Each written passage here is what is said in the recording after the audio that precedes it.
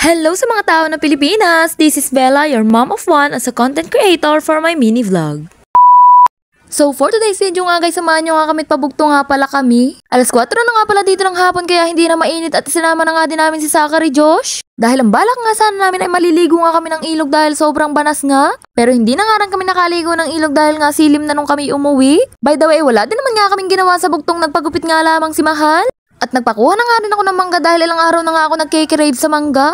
Hindi ko na nga din na-i-video dun sa bugtong dahil nakalimutan ko na nga.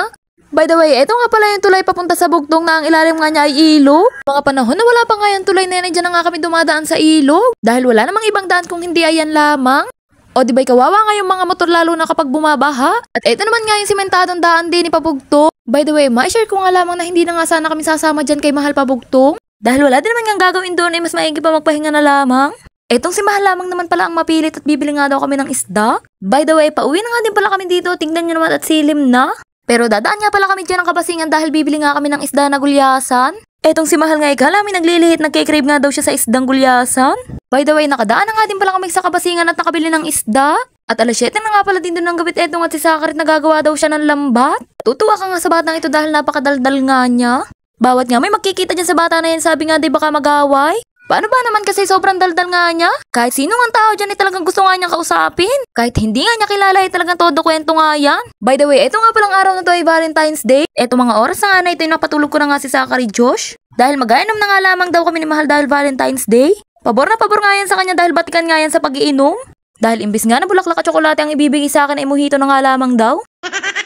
By the way, fast forward na nga natin, ito nga palang araw nito ay 15 na. Ito nga nangangain ako ng mangga. Ayun nga pala yung mangga na kinuha namin sa bugtong nung nakaraan. At ang sausawan nga dyan ng mami nyo ay bagoong na maraming sili.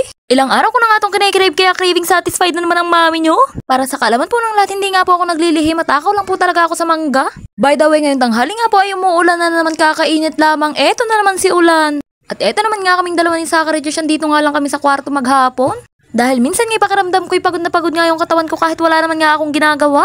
By the way, eto nga pala yung kapatid ko tuwang-tuwa at nakahuli nga daw siya ng isda. Ayan, luto na nga agad. Pag wala nga yung ginagawa dito yung kapatid ko sa bahay, nagfi-fishing rod nga yan dun sa playa. Maasahan ka na nga kapatid kaya pwede ka na nga mag-asawa. At dahil mahaba-haba na nga din ang video na ito, itigil na natin ang kalokohang ito. Huwag nyo na nga din makalimutan mag-share, mag-comment, mag-follow at mag-likes. Salamat sa mga tao ng Pilipinas!